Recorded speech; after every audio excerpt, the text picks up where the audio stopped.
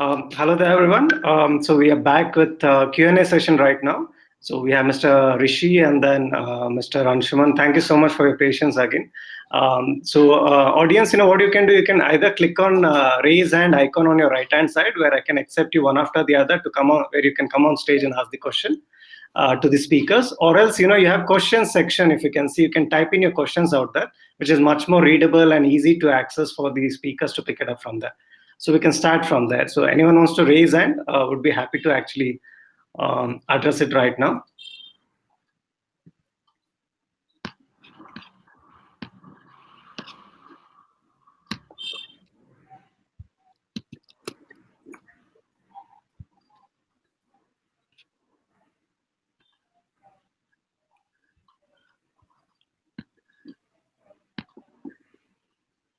Okay. We could take one or two questions that have already come on the chat. Okay, sure. So we could go one by one. I could take a lead here, and Anshuman, you could definitely. Sure. I think Nikhil is asking, Nikhil Pawar is asking, sir, how to acquire the customers for first 6 months of launching our startup?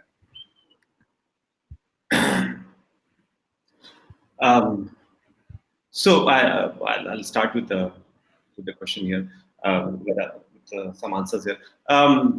It really depends on what's the market and the customer segment you're looking for.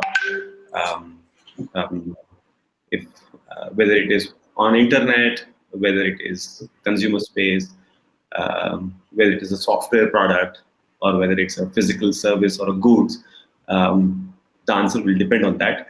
I'll take a stab at a software kind of a solution. So if you are building a software service, like say this AirMeet, right? AirMeet or a chat service or any of those things, I think the most important thing that you would need is really first set of users to give you feedback, to validate the pain points, the problems that you have hypothesized, right? And you should really find spaces or groups online where folks are very eager to try out something new, give feedback, or have that early adopter mentality. And those who are in the internet products online space, there are many spaces where you could do that. There is Y Combinator News, there's Product Hunt. If you have a great network with alumni, then you could share with alumni. Twitter is a great avenue also. Groups like NASCOM and others, where there's a existing base of really startups who in many ways are also early adopters. I mean, they seek also to try new things. So I think if you are in the software or something that can be tried in the digital space, it's really not hard today to try out with 100, 50, 100 people online. So what I would although none of this is new news, and we all know that, what stops us largely is that hesitation. Is my product ready? Is it perfect? Is the messaging right? And things like that. And that is the one place where I would say is to err is human. Say sorry, move on, but it's best to get out as soon as possible, because digital space allows you to iterate fast, and that's largely the solution. Outside the digital space, I have limited expertise there, but some of these lessons could be carried over there. Not all of them, of course, but that's largely the space. I'll let Anshuman chime in. Yeah, very nicely said, Rishi. And I think most of us probably today are creating solutions that leverage technology. And so how can we continue to access platforms that amplifies the reach, I think is awesome. I would say when we look at building a product or an idea, we have to always look at the unit of one. And that is very important. Who is our unit of one customer? Who is the one person that will use this product and get meaningful outcomes from it? We don't create products that will solve everyone's pain points. So identifying that unit of one customer is so critical. And because in your early days, if you try to do too much and try to go to people who perhaps are not your unit of one customer, you may get disheartened because they may not actually take that product, because that product is not perhaps the right product for them. And we cannot create products that are universally applicable for everyone. So I think finding that unit of one customer in your early days is very important. And then trying to find a broader set of that unit of one, right? So if you feel like, hey, this particular the ideal customer for me is somebody who is in the services space. That could be a way to narrow your customers. And then you can say, my unit of one customer is a person who is in the services space but leverages technology. So a technologist that is in the services space is my unit of one. So let us go to my unit of one customers versus go and broadcast it to everyone, because you will be spending a lot of money, resources, and you won't get any benefits or customers, because they may not be the right ones for you. So I think restricting and being very narrowly focused on who are the right people that you should target, especially in the early stage, because you need to get validations from the customers. And as Rishi said, ask for forgiveness. If they have found some glitches in your product, because they will give it to you, and they will want you to work on it because they like that solution. And so they will be a feedback loop for you. So I think finding your unit of one customers and staying closer to them, especially in the early product journey, is very critical, not just to make sure that you don't waste resources and you get right feedback at the right time, so you can pivot and you can build those capabilities in the products early. And so you don't have to spend a lot of money, resources, effort in creating offerings that doesn't make sense.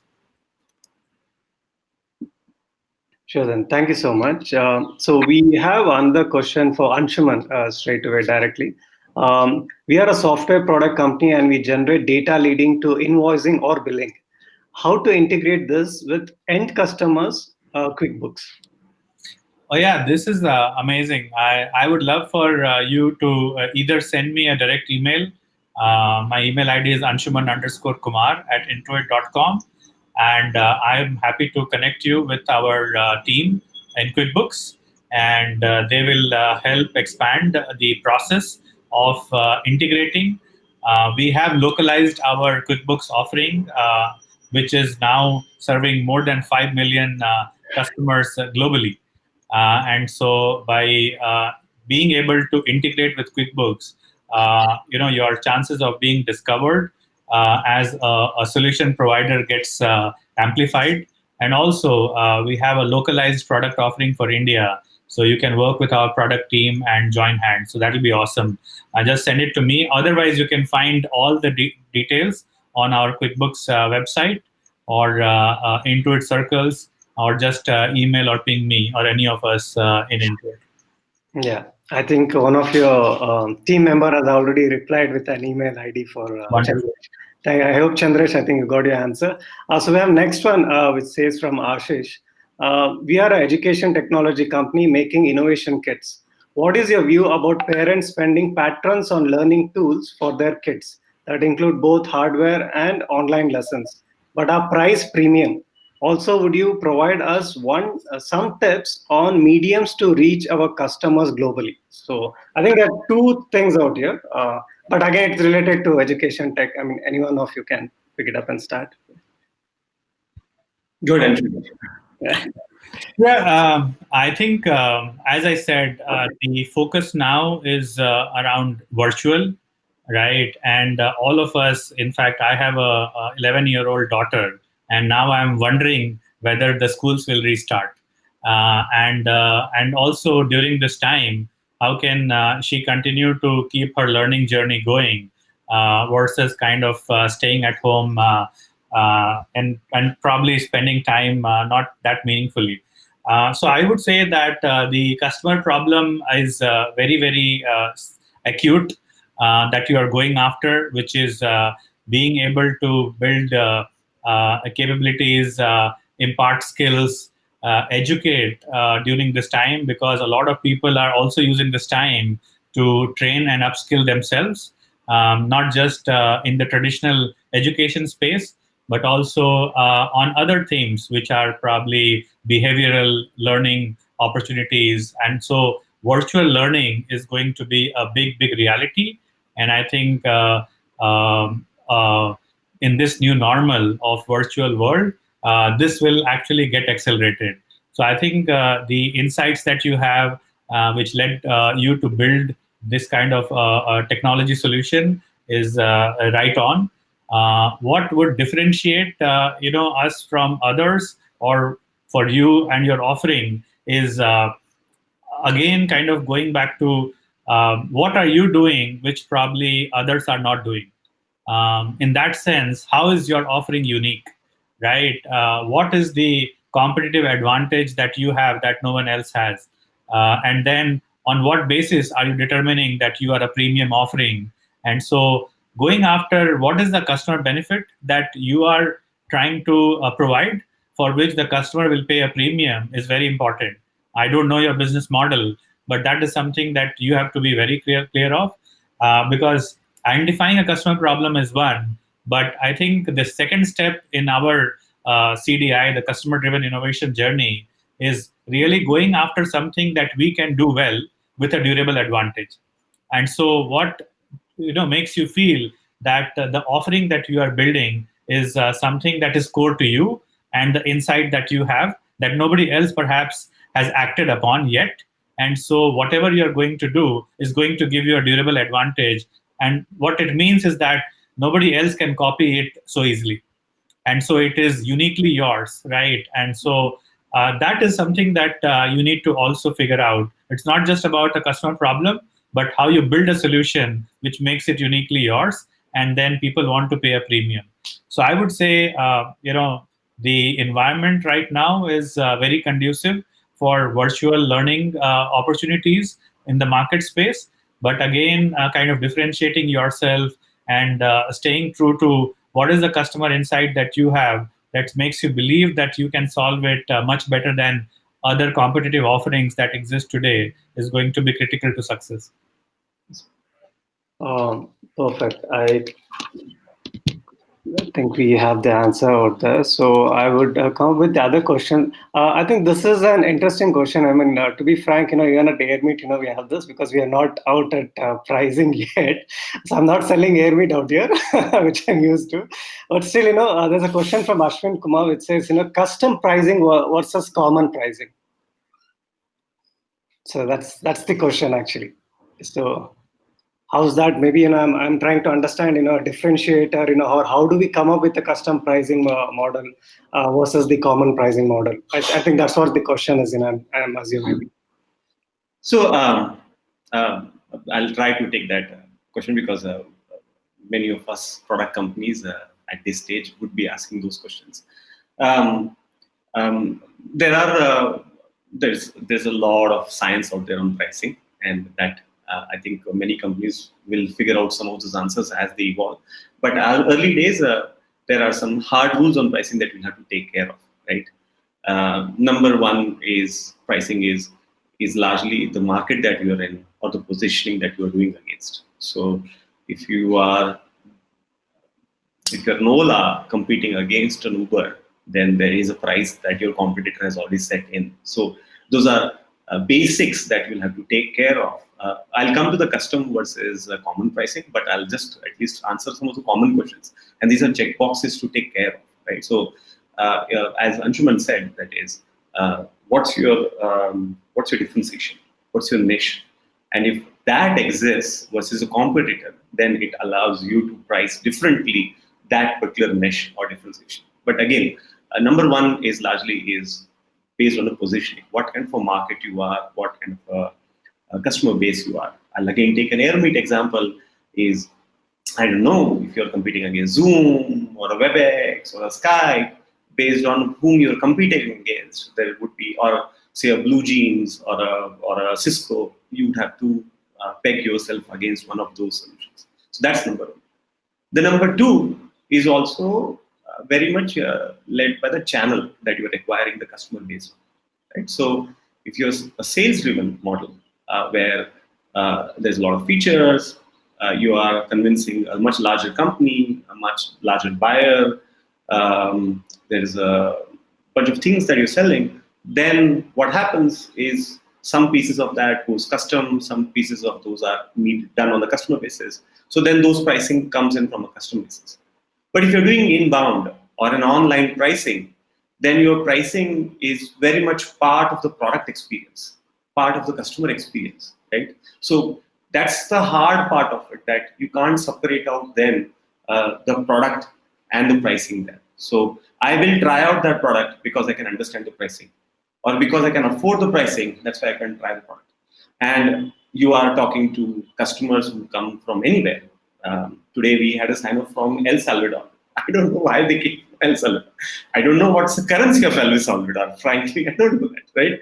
So I don't know what their economic situation is. So if you're doing online, and if the audience is wider audience, I wouldn't say global, but it's a wider audience, then simplicity in the pricing matters a lot more. And that's why people go with pricing plans like we call them 3 pillars or 5 pillars or 2 pillars, right? That's because that is part of the customer experience. So I'll say 2 things is your pricing will be decided by the competition or your positioning that you're in. Higher the differentiation, of course, more leeway that you get in. And the second part is your pricing perhaps is also part of the experience. Because I can sign up for QuickBooks, pay $15 or $30 and find the tax, I can do those things versus walk into a tax consultant or something like that. So those are the 2 things to take care of. Third thing, I'll just quickly end there, largely is pretty much the product or the service that you're offering also decides the pricing. If yours is a try and buy, easy to use, like say again, the AirMeet generic use case for anyone, it's easier, not easy, it's perhaps easier to come with a pricing model, which could be a component. But if yours is a Oracle or a combined services with some kind of an implementation period, integration period, something, those are harder. Those are based on the segment that you're going after, or the country that you're going after, or the solution. Those are, and of course, you also take care of the sales cost, right? How long does it take to sell? How did you acquire the customer for those marketing? So those things go there. So I think these are very early days product decision that you'll have to go after, and it's very important to think through. That's why I want to list these things. Sure then. So, Mr. Anshuman, you want to add something to it? No, I think very nicely said, and with great examples, Rishi. I'll only say I think pricing perhaps right now is also linked to the customer experience, right? And the other one I would say is if you are selling to somebody at a different price point, are you looking at a service that is probably beyond what you are providing for others? For example, right? I mean, a product can be priced differently depending upon where you are in your own journey. For example, if you are a small business who is just kind of starting up and you have to only manage your own finances, the pricing for you for product may be different than somebody who is actually managing payroll and employees of 100 or above, right? So I think the offerings also today are being created, which are customized to who you are and where you are in the journey. And as you kind of move in the journey of your own kind of growth, the pricing can differ because your requirements from the same product may differ, right? So I think there is a differentiated pricing for the same product, but it's also based on the requirements that the customers have at the pace at which they are growing. And so you may need different kinds of reporting, you may need additional services, so it may vary for the same product. But largely, I think Right now, there is a situation where you may come up with a price, which is scientific, but suddenly a competitor may say, "I want to give my product for free." What do you do in that scenario, right? Do you also copy them and say, okay, I will also have to give it free? Or, going back to what is the advantage that you have over the other? And also, what is your unit of one customer, right? So, if your product or service is something that is helping your customer accelerate their own products or services journey, or their consumption is critical based on what you are sharing, they will continue.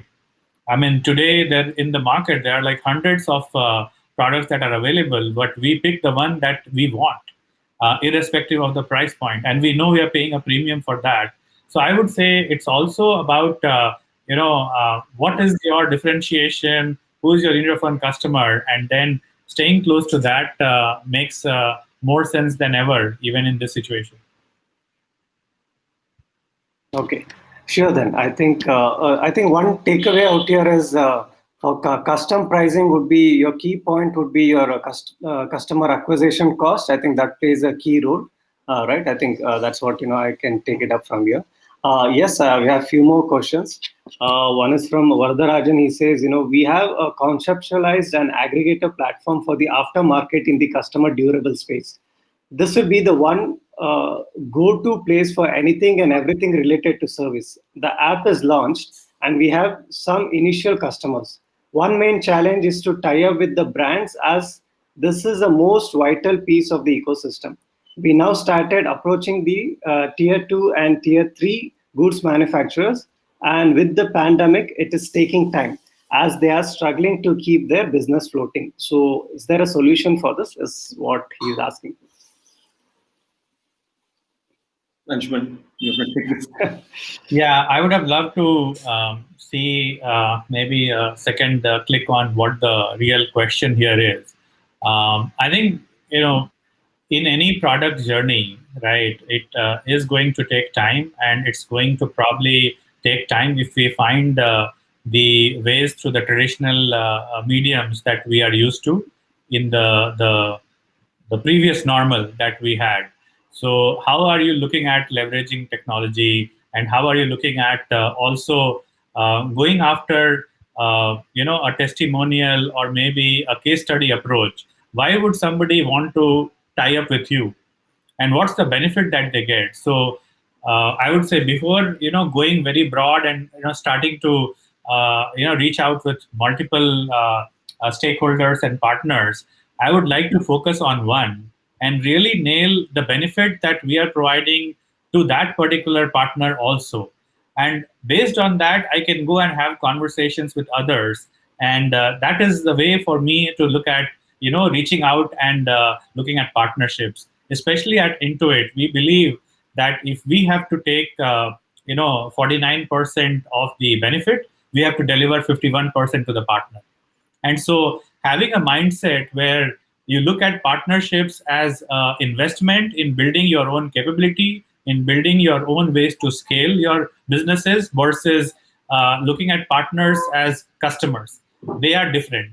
Customers are different and partners are different. So having that lens very, very clear, and ensuring that the partners also are successful and they become your referrals, right? They start referring more partners to you, because it's an ecosystem play, especially when you think of partnerships. So I would say instead of going too broad and trying to get too many partners, really nail down the benefit that the partners are deriving based on the association that they're having with you, and then take that experience to the other people that you want to go and validate that with the partner that you already have. I think that will help them make that decision very easily, because everyone is looking at validations in this particular time, because they want to know, is this worth my time? Is this worth the resources? And if they get a validation and a proven model that is working for someone, I think it will accelerate the decision making process for many others. So that would be my suggestion.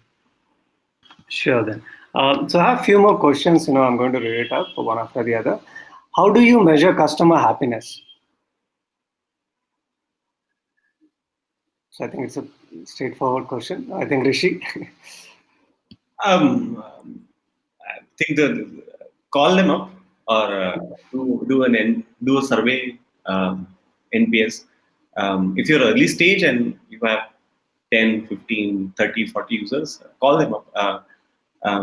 In one-click days, when I was a much smaller company and it was my first startup, I would actually go meet them once a week, once a month. It also used to be an opportunity to collect a check. These were 10 years ago. So in the opportunity to go collect the check, you'd meet them. So call them up. There are many tools today to check customers' engagement and usage. Um, Second would be a much more um, uh, like in Hindi they say Agni Pariksha kind of a thing, is ask them to give a review on G2 or one of these online things, Yelp or whatever tools you have. If you're a happy customer, um, they should be willing to give a feedback online.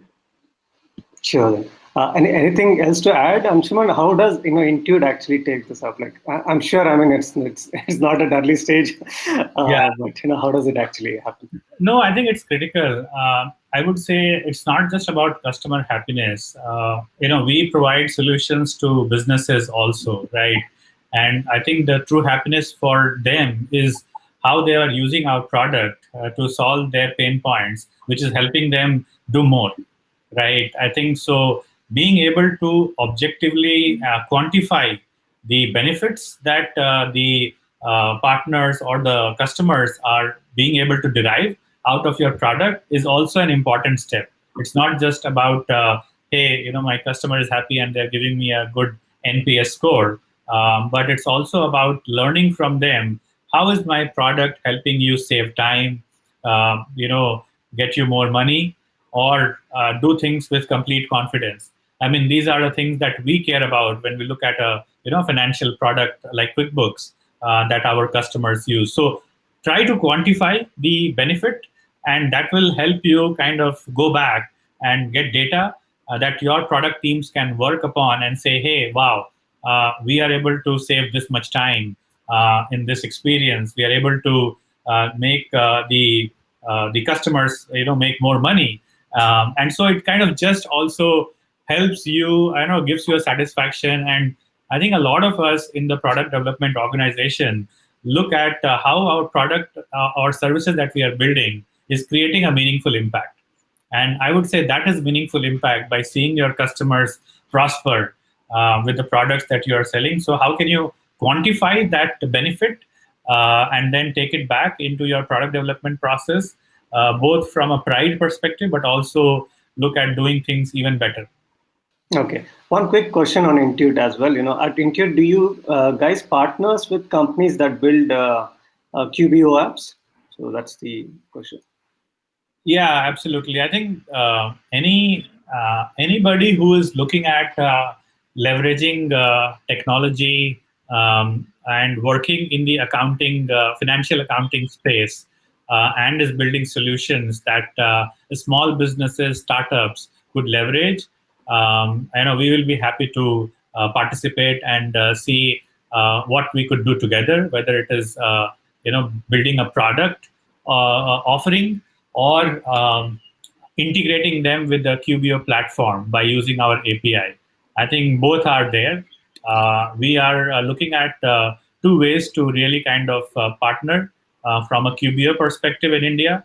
One is if you have already built a product or an offering that can help small businesses. For example, you're making an invoice tracking or expense management system, and you want to partner with somebody like QuickBooks. Those are the easy ones because we are in that space. So you could work with Intuit and come on our app store as a featured app after the integration and have the discoverability. The second one also that we are trying to experiment with in India is helping early stage entrepreneurs who have an idea, but they don't want to kind of look at building the accounting part of things. For example, you may want to build something in the say apartment management space. Nowadays we have so many apartments, and you want to build a solution in that, but you don't have to build the accounting side of things. You can use Qubio, our API, to integrate with Qubio and then